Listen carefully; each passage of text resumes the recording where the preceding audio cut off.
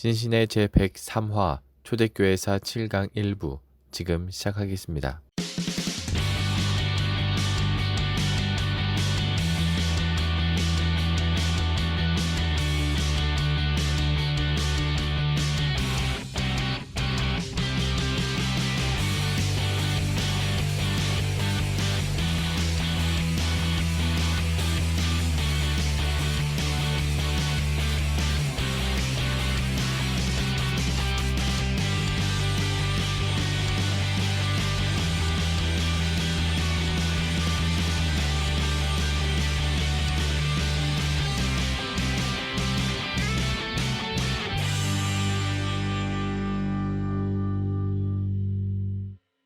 네, 신신의 저희 한번 또 초대교회사 강의 시작해 보도록 하겠습니다. 전인수 교수님 나와주셨습니다. 네, 안녕하세요. 네. 이제 박해는 좀 끝나고 네, 드디어 뭐라 그럴까 공인화가 네, 이제 딱 되었습니다. 오늘 뭐 7강으로 가네요, 이제. 네, 네, 7강.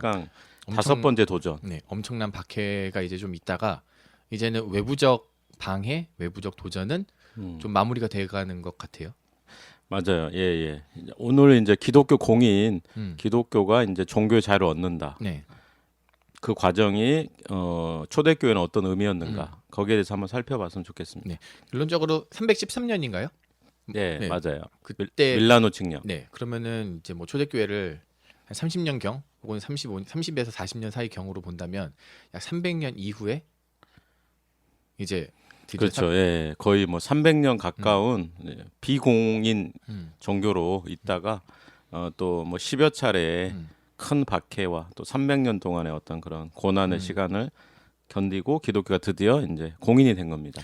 그러면은 이게 공인화가 되면은 그 기독교의 세력이 그만큼 뭔가 영향력이 커졌다는 의미잖아요. 그럼 그래프로 좀 봤을 때 네. 이게 어느 순간부터 급격하게 이렇게 상승 곡선을 탄 건지 아니면 이렇게 완만하게 좀 온 건지 어떻게 볼 수 있을까요? 뭐 313년 이후로는 확실히 한 50년 동안에 그 313년에 한 기독교 인구가 로마 제국의 10%, 그런데 이제 한 60년 후에는 50년 후에는 네. 뭐 50% 그렇게 음. 급성장했다고 이제 얘기를 하더라고요. 야, 엄청난 거죠. 그렇죠. 예. 그리고 이제 기독교 성장 속도가 이제 313년에 10%였다고 그랬잖아요. 네. 로마 제국에서. 그것도 엄청난 속도라고 그래요. 그렇겠죠. 처음에는 뭐 그냥 몇백 명, 몇천 명이 모였었을 텐데. 예. 뭐 사실은 이제 몇백 명이었겠죠. 네, 그죠? 몇백. 예. 그리고 뭐 지난번에 우리 얘기했잖아요. 1세기까지 한 1000명 수준이었다. 네네. 예. 그러니까 엄청난 거죠. 저희가 강의한 걸로 좀 따지자 보면은 응전을 굉장히 잘한 거다. 네. 근데 이제 오늘 우리가 이제 다루는 주제는 뭐냐면은 기독교가 신앙의 자유를 얻었는데 이게 왜 기독교에게는 새로운 도전이 되었는가? 그렇죠. 그거에 대해서 한번 얘기를 해보겠습니다. 공인화가 딱 되면은 이제 만사 오케이 잘 된 거야. 이제 쭉쭉 앞으로 뻗어나가면 되잖아. 그렇죠. 예. 이 생각을 이제 가질 것 같은데 왜 이것조차도 공인된 것조차도 하나의 도전으로 이제 봐야 되는 건지 거기에 대한 설명을 좀 해주셨으면 좋겠어요. 그러니까 뭐 우리가 고등학생 예를 들면은 수능을 위해서 열심히 공부를 하잖아요. 네. 서울대학교에 갔단 말이죠. 예를 들어서 네. 그것을 목표로 서울대학교 갔는데 그러면 도전이 끝났느냐? 이제 서울대학교 다니면서 공부와 또 취업의 새로운 도전들이 있잖아요. 그렇죠. 예, 그런 거랑 좀 비슷한 게 아닌가 싶어요. 이제 기독교가 공인을 받았는데 그래서 굉장히 이제 발전할 수 있는 어떤 기회를 얻었거든요. 네네. 그리고 기독교는 엄청난 혜택을 받아요. 다른 종교랑 다르게 혜택을 받습니다. 예를 들면은 뭐 목회자 사제 계급은 뭐 세금을 안 낸다든가. 네네. 그 다음에 전에는 이제 막 교회 재산을 뺐었어요. 그렇죠. 박해하면서 네, 맞아요. 교회 재산을 이제 돌려줍니다. 그 다음에 교회에 기부할 수 있는 거를 공인화해줘요. 기부하면은 그 재산을 소유할 수가 있어요. 교회가. 그리고 네. 그것을 다시 물려줄 수가 있고. 그러면서 교회가 재산을 축적할 수가 있게 된 거죠. 이게 교회랑 개인이랑은 다른 거예요? 예를 들어서 교회한테 돌려줬다라고 하는 거는 교회 공동체 안에 소속되어 있는 공공의 재물이었던 건지 아니면 그 교회를 책임지고 있는 개인의 개인이 아니고 이제 거기 교회 공동체에 돌려준 거죠. 교회 네. 공동체한테. 예, 교회 공동체. 그리고 또 지금 일요일 쉬고 있잖아요. 네. 근데 이제 기독교인들이 주일을 지켜왔잖아요. 네. 그 이제 주일을 휴일화 해주는 거예요. 아, 네. 휴일화 해줬다. 노동을 하지 않아도 된다. 이거 굉장한 특혜네요. 엄청난 특혜죠. 그러면 이거는 기독교인들에게만 부여된 혜택이 아니라 그 온 나라 전체가 그렇게 된 거예요. 그렇죠. 예, 그렇지만 근데 그거는 기독교인을 위한 혜택이죠. 그렇죠. 아, 네. 생각을 해보세요. 예를 들면 성탄절을 휴일로 했어요. 모든 사람이 혜택을 받는 거죠. 근데 그거는 기독교인을 위해서 사실 한 거죠. 뭐 석가탄신일도 마찬가지고, 그 당시 초대교회 때 기독교인들이 이제 예배를 드려야 되잖아요. 네. 근데 노동을 하면 이제 예배를 드릴 수가 없으니까 그 편의를 위해서 해준 거죠. 휴일로 해준 거고. 네, 그러니까는 뭐 여기 좀 짚고 넘어갈 게 이제 안식교라든가 하나님의 교회에서 네. 그 안식일을 지키잖아요. 네, 토요일이죠. 네, 토요일을 지키잖아요. 그러면서 이 주일을 로마 제국이 막 인위적으로 만든 거다. 이렇게 이제 많이 선전하는데 네. 여기서 구분할 게 뭐냐면은 주일은 초대교회 때부터 초대교인들에게 굉장히 중요한 예배일이었어요. 네네. 부활 때문에 생겨난 거죠. 그리고 주일을 계속 지켜온 거예요. 초대교회 네. 때부터. 그리고 이제 이거는 그 주일을 휴일화 해준 거죠. 그거를 다르네요. 콘사누스가 한 거예요. 그러니까 전혀 다른 문제입니다. 예. 그러네요. 저도 사실 좀 헷갈렸거든요. 이게 로마 제국이 주일을 허락해줬다. 이 말이 마치 주일날 예배드릴 수 있도록 이렇게 모든 걸 만들었다라는 편의를 걸로, 제공해 준 거죠. 편의를 제공해 줬다. 편의를 제공해 준 거죠. 예를 들면 지금 안식교 같은 경우에 이제 예를 들면 전에 토요일에 예배를 시험을 많이 봤잖아요. 네네. 근데 뭐 안식교인들이 불만이 많고 이러니까 뭐 그런 것도 안 하고 뭐 이런 것도 그런 거죠 일종의. 우리도 마찬가지잖아요. 네. 주일날 시험 보면은 되게 불편하잖아요. 교회 가야 되는데. 맞아요. 그러니까 시험을 뭐 다른 날로 해준다다 이런 식이겠죠 일종의. 그렇죠. 옛날에는 뭐 쉽게 말해서 토익이나 토플을 보려면은 옛날 같으면은 일요일 11시에만 봤는데 그렇죠. 사람들이 예. 이제 항의하고 좀 이건 우리는 기독교인들은 좀 불편하다라고 얘기하니까 토요일, 일요일 두 가지를 두 날을 다 살 수 있도록 이렇게 만들어 준 거죠. 그렇죠, 그렇죠. 그러니까 초대교회에서도 이제 기독교인들을 위한 혜택이에요, 그게 완벽한. 그리고 이제 그렇게 해서 휴일이 이제 정례화되는. 아, 이거 몰랐네요. 그러다 보니까 이제 기독교인들이 주류가 돼요. 네. 사회 주류. 네. 그거는 이제 313년 전후라는 거는 엄청나게 달라진 거죠. 네. 그 전에는 기독교인들은 박해를 받으면서 뭔가 국가에 죄를 짓는 듯한 사람들이었잖아요. 네네. 그리고 굉장히 이제 뭐 불편한 네. 그런 이제 사람들이었는데 이후로는 이제 기독교가 이제 공인이 됐다. 공인이 됐다는 거는 이제 종교의 자유를 얻었다는 겁니다. 네네네. 이거는 이제 국교가 됐다는 말하고는 달라요. 음. 국교가 된 거하고 공인은 어떤 차이가 있냐면은 공인은 이제 다른 종교와 더불어서 종교의 자유가 주어진 거고 네네. 국교는 이제 기독교만 믿을 수 있게 되는 거죠. 교수님 책에 보니까 이미 콘스탄티노플 그 바로 전에도 종교의 자유는 허락이 돼 있었다라고 말씀하시더라고요. 아 밀라노 칙령? 네. 밀라노 그 칙령. 밀리아노 칠도 좀 전에도. 바로 전에. 네. 예. 근데 그거는 근데 이제 그 아주 그냥 뭐랄까 제가 이 책에도 썼는데 네. 그 311년에 갈렐리우스가 네네네. 콘스탄티누스에 앞서 가지고 음. 신앙의 자유를 허락한 적이 있어요. 네. 근데 갈렐리우스는 역사의 물꼬를 텄다고 할 수 있습니다. 그러니까는 이제 신앙의 자유를 허락해 줬는데 콘스탄티누스 같은 경우에는 그 물줄기를 이제 전혀 변함없는 하나의 대세로 만들어줬고 그 다음에 이제 거기에 더해가지고 기독교인들에게 엄청난 혜택, 기독교가 주류가 될 수밖에 없는 문을 열어준 거죠. 여기서 당연히 이런 질문이 나올 것 같아요. 콘스탄티누스는 왜 그렇게 많은 혜택을 해줬냐? 그러니까 그 거죠. 재밌는 이야기가 있어요. 그 콘스탄티누스가 이제 막센티우스와 이제 로마 제국을 상대로 네. 로마 제국을 목적으로 이제 싸움을 해야 되는데 그게 312년에 이제 밀비언 다리를 사이에 두고 네. 이제 콘스탄티누스가 이제 밀비언 다리를 건너서 로마로 들어가야 되는 겁니다. 네. 네, 근데 전력적으로 보면은 막센티우스가 앞서고 있었어요. 네. 그리고 로마는 이제 굳건한 성이 있었거든요. 강건한 성을 지키고 있었기 때문에 싸움에서 훨씬 유리하죠. 네네. 예, 그런 상황이었는데 이제 하나 이야기가 있는데 기독교에서 전해지는 이야기에 의하면 이제 락탄티우스라는 사람이 있어요. 네. 락탄티우스가 쓴 글에 의하면은 이제 콘스탄티누스가 밤에 잠을 자는데 꿈을 꿨다. 꿈을 꿨다. 그 꿈 속에서 이제 하나님께서 나타나셔가지고 십자가 그거를 방패 새겨라 뭐 그렇게 얘기를 했다는 거죠. 네네. 또 하나 얘기는 이제 유세비우스 유세비우스의 기록에 의하면은 대낮이었다는 거죠. 네네. 대낮이었는데 엄청난 빛을 발하면서 하늘에서 이제 십자가가 나타났다는 겁니다. 그리고 이 십자가 문양으로 전쟁에서 이길 수 있다. 마치 바울 같네요. 네, 그런 신호를 준 거죠. 네. 이 두 이야기가 전해지고 있어요. 근데 이제 제가 생각을 해보면은 그 물론 이제 바울 사건도 성경에 있잖아요. 네. 예, 그렇긴 한데 이제 우리 역사가에 뭐 조금 더 객관적인 눈으로 보면은 꿈이 더 적절하지 않을까 싶어요. 왜냐하면은 그 역사가들은 이제 기적이라든가 어떤 초자연적인 거를 잘 이제 어떤 역사 설명에 잘 넣질 않거든요. 네네. 그러면 이제 꿈이라는 거는 좀 자연스럽잖아요. 그렇죠. 반면에 그 대낮에 막 엄청난 빛이 빛을 발하는 거 그런 거는 이제 조금 더 신비스러운 일이라서 우리 역사적으로는 꿈속에서 더 나타날 가능성이 많지 않았겠나. 근데 여기서 좀 주의할 게 뭐냐면은 그 여기 이 사건은 저는 이제 십자가가 십자군이 되었다고 생각하거든요. 네네. 그게 무슨 말이냐면은 이제 십자가라는 것은 헌신, 희생, 뭐 대속, 사랑 이런 거의 상징이잖아요. 네. 근데 이제 이게 십자군이 되었다. 이거는 뭐냐면 이제 힘이 된 거죠. 그렇죠. 십자가는 이제 힘, 군사, 무력. 그리고 나중에 중세 시대 때 가면 이제 이슬람과 싸우는 그 십자군이 나타나잖아요. 맞아요.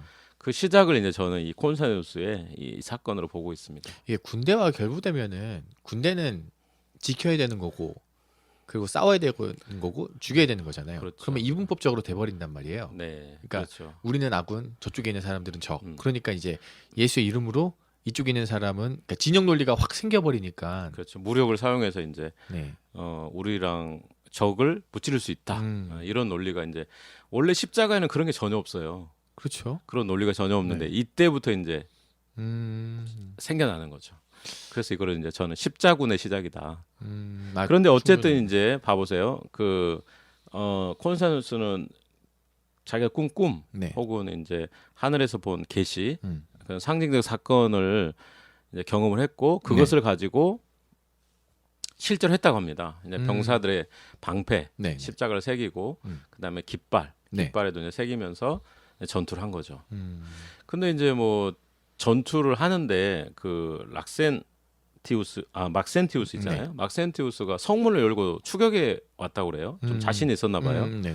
근데 이제 그 콘사누스는 이제 그 굉장히 전쟁에 좀 달인이었거든요. 네네. 그래서 이제 결국 막센티우스가 지게 된 거죠. 그래서 이제 콘사누스는 이제 그거를 어떻게 생각하게 되냐면은 네. 여기서 좀 논란이 있습니다. 콘사누스가 정말 개종한 사람이냐, 아니면은 뭐 기독교를 정치적으로 이용한 사람이냐, 네. 그런 이제 논란이 있어요. 그런데 이제 분명한 건 뭐냐면은 콘사누스는 이제 개종을 했다 하더라도 네. 한 순간에 그게 개종이 됩니까? 안 되죠. 네, 개종이라는 것 자체는. 네, 제 말은 뭐냐면은 한 순간에 예수 그리스도 앞에 무릎 꿇을 수는 있지만 그 신앙의 깊이라는 거는 굉장한 이제 배움과 또 영성의 어떤 수련과 그런 걸 통해서 되는 거잖아요. 네. 그러니까 무슨 얘기냐면은 너무 큰 기대를 하면 안 돼요. 그러니까 콘사누스는 어린애 같은 신앙을 갖고 있는 거지 무슨 뭐 이렇게 아우구스티누스 쉽게 말해서 성화의 과정이 필요한 거지. 네. 갑자기 오늘 예수 믿었다고 해서 사람이 180도로 예전에 있었던 거를 다 버리고. 그리고 배운 것도 없는데 네. 뭐 어떻게 그렇게 하겠어요. 배운 것도 없는데 기독교가 뭔지도 모르는데 그래서 저는 이런 생각들이 오히려 어떻게 생각하냐면 너무 현대화된 생각이다. 그러니까 너무 오늘날의 관점에서 성화된 그리스도인 그 다음에 중생한 그리스도인의 관점과 콘사누스를 비교해서 생긴 문제다. 그렇게 생각할 수도 있겠네요. 그러니까 밀라노 칙령후로 공인화를 해준 콘스탄티누스가 마치 어거스틴과 같은 성자의 모습으로 그거를 해줬다. 나타내주길 바라는 네. 거죠. 그래야 저 사람이 진짜 개종한 사람 아니냐. 이거는 너무 순진한 생각이고 생각을 해보세요. 우리가 교회를 처음 나가는데 네. 예를 들면은 아무것도 모르는데 그 깊이 있는 신앙을 할 수 있을까요? 완전 세속적인 사람이. 어쨌든 그런 부분입니다. 예, 그래서 저는 이제 그거를 일축합니다. 그 뭐냐면 그 너무 순진한 생각이다. 그러니까 오늘날의 어떤 중생한 그리스도인과 콘스탄티누스를 비교해가지고 그 기준에 못 미치니까 이 사람이 정말 개종한 게 맞느냐 이렇게 생각한다는 거죠. 근데 이제 우리가 고려할 될 것은 콘스탄티누스는 분명히 예수님을 내가 전쟁에서 이기게 해준 하나님의 신이라고 보게 된 거예요. 이제. 그러니까 네. 실질적으로 예를 들어서 그 꿈이 맞다면 네. 방패에다가 그걸 그리고 진격했는데 전쟁에서 이겼으니까 네. 당연히 그게 딱 이렇게 일치될 수밖에 없겠네요. 그렇죠. 그게 이제 시작이죠. 그게 시작이에요. 그게 완성이 아니라는 거죠. 그러면은 앞으로 더 나아갈 때마다 십자가는 방패 앞에 그릴 테고 진격할 때마다 하나님이 뭐 우리와 함께 있다라는 얘기를 당연히 할 테고. 그러니까 제 말은 뭐냐면은 이 시작이라는 의미는 뭐냐면은 이제 콘스탄티누스의 신앙의 시작이라는 거죠. 신앙의 시작. 네, 네. 그러니까 전쟁의 신, 전쟁에게 이기게 해준 신, 그게 접촉점인 거예요. 무슨 얘기냐면 우리도 이제 기도 제목 있을 때 하나님께서 이 기도를 들어줬어요. 네. 이 기도를 들어줬기 때문에 하나님의 신앙으로 들어가는 문이 되는 거죠.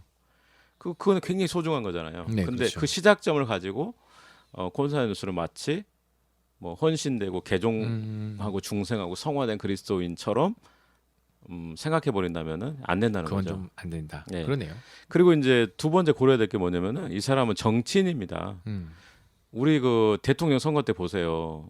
다 모든 종교를 다 돌잖아요. 맞아요. 기독교 대통령 후보도 불교라든가 이런 데 돌고 네. 가톨릭도 가고 무종교인들도 교회나 불교 이런 데 지지자를 위해서 가고. 맞아요.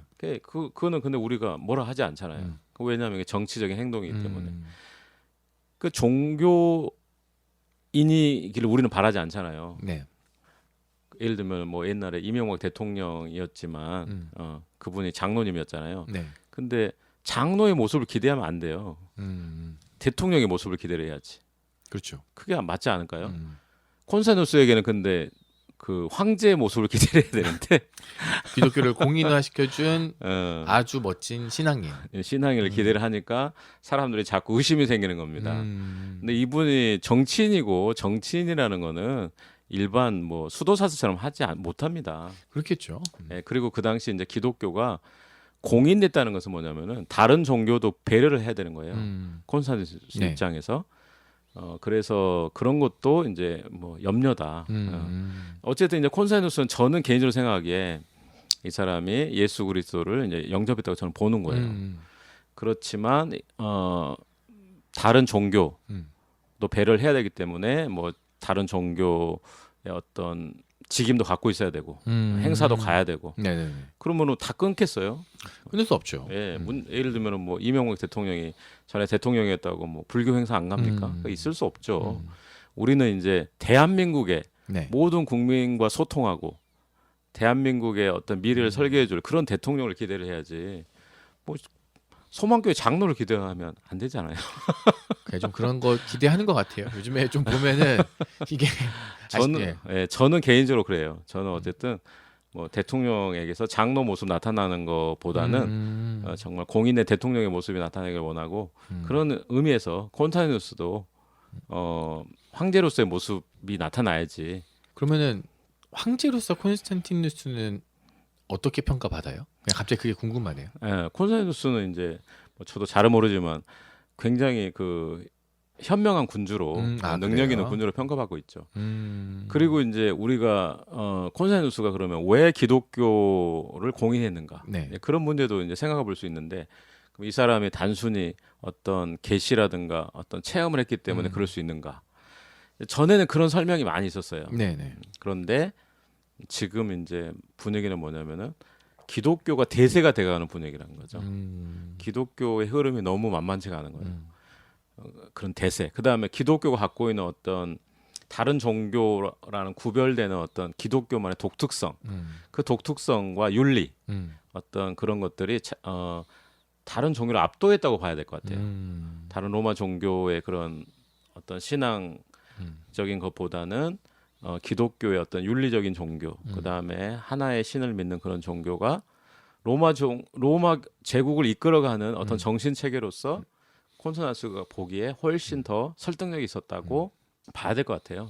혹시 왜 제가 이렇게 만화책 같은 거 좀 좋아하거든요. 네. 왜 이렇게 마지막 그 다리에서 락센티우스였나요? 막 아무튼 그 사람과의 전쟁이 굉장히 중요한 전쟁이었던 거잖아요. 그러면은 이 사람들에게 자신의 병사들에게 사기도 진작을 시켜야 되고 네. 뭔가 하나의 명분을 주면은 훨씬 더 사기 진작과 어떤 일치를 단결할 수 있기 때문에 네. 거기에 혹시 좀 이 사람이 현명했거나 혹은 뭔가 지식이 많았다면은 그래서 혹시 기독교라는 걸 가져와서 음.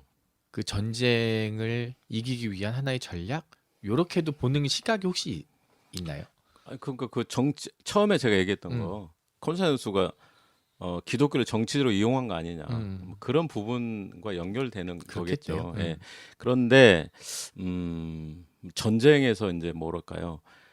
뭐 이런 걸 우리가 전제해야 되지 않을까 싶어요. 군사들이 기독교에 대한 이해가 없다. 그런 네네. 상태에서 이게 사기 진작이 되겠는가? 아 그러네요. 아 예. 인구가 퍼센테이지로만 봐도 그 당시에는 되게 적었으니까요. 예. 어쨌든 그러니까 뭐 10%라고 하니까 네. 뭐 아주 적은 수는 아닌데 뭐 그럴 수도 있죠. 예를 들면 이제 이거는 검증된 게 전혀 아니라서 네. 뭐 그냥 우리가 사견으로 얘기하면 그냥 이렇게 상상의 나래를 펼쳐서 예, 한번. 하면은 뭐 군대 중에 뭐 기독교인이 많았을 수도 있고 예, 아니면 어쨌든 저는 그런 건 확신할 수가 없으니까 네. 제가 말씀드린 게 뭐냐면은 로마 제국의 분위기 자체가 기독교가 대세가 돼가는 분위기였다는 거예요. 그거는 확실했다. 예. 그리고 이제 기독교가 갖고 있는 어떤 신앙 체계, 윤리 체계가 로마 종교를 압도했기 때문에 뭐 핸드폰으로 생각하면은 뭐 4G하고 5G가 있는데 네. 예, 기독교가 5G 같은 거였던 거죠. 지금은 생각을 해보세요. 4G가 훨씬 많잖아요. 네. 그렇지만 대세는 이제 결정될 겁니다. 이제 5G로 또 네. 계속 올라오면서 사람들이 그렇죠. 좀 이렇게 넘어갈 거니까요. 예. 그때 이제 콘사누스가 이제 핸드폰을 사러 갔을 때 뭘 살까? 지금은 4G를 더 많이 쓰고 있지만 5G를 많이 쓰기 분명하잖아요. 그렇죠. 예. 그래서 뭐 그걸 살 가능성이 있잖아요. 뭐 쉽게 설명하면 그렇게 설명할 수 있을 것 같아요. 그럴 수 있을 것 같습니다.